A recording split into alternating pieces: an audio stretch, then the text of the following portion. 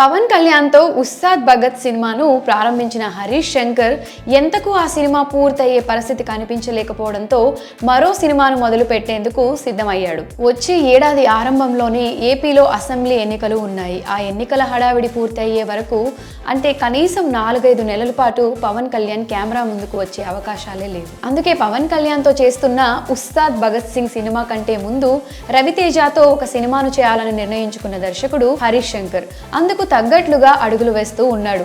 చాలా రోజుల క్రితమే రవితేజ సినిమా కోసం హరీష్ శంకర్ కథను రాసుకున్నాడట.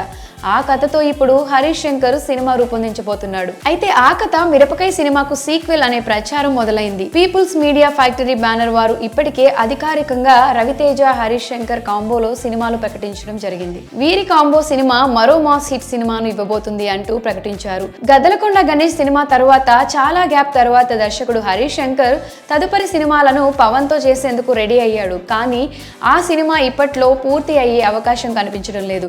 అందుకే రవితేజతో సినిమాలను షురూ చేసేందుకు హరీష్ శంకర్ రెడీ అవడం శుభ పరిణామం అంటూ ఆయన అభిమానులు అభిప్రాయం వ్యక్తం చేస్తున్నారు. రవితేజ మరియు హరీష్ శంకర్ కాంబోలో గతంలో షాక్ మరియు మిరపకాయ సినిమాలు వచ్చాయి. షాక్ మూవీ ఫ్లాప్ అయినా మిరపకాయ మూవీ సూపర్ డూపర్ హిట్ గా నిలిచింది.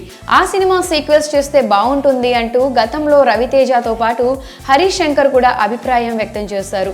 ఇప్పుడు ఇద్దరి కాంబో సినిమా ప్రకటన రాగానే చాలా మంది మిరపకాయ సీక్వెల్ అయి ఉంటుందని, గతంలో వచ్చిన మిరపకాయ మూవీ కంటే ఇప్పుడు సీక్వెల్ గా రాబోతున్న మిరపకాయ మూవీ మరింత ఘాటుగా ఉంటుందని ఎక్స్పెక్ట్ చేస్తున్నారు. అయితే మిరపకాయ సీక్వెల్ అంటూ జరుగుతున్న ప్రచారం విషయంలో మేకర్స్ నుంచి ఎలాంటి స్పందన లేదు, క్లారిటీ కూడా లేదు. ఇంకా షూటింగ్ ని ప్రారంభించలేదు కనుక మునుముందు అయినా ఈ విషయంపై దర్శకుడు హరీష్ శంకర్ క్లారిటీ ఇస్తాడో లేదో చూడాలి. ప్రస్తుతం ప్రీ ప్రొడక్షన్ వర్క్ జరుగుతున్న ఈ సినిమా షూటింగ్ ను శరవేగంగా పూర్తి చేసి వచ్చే ఏడాదిలో విడుదల చేసే విధంగా ప్లాన్ చేస్తున్నారు.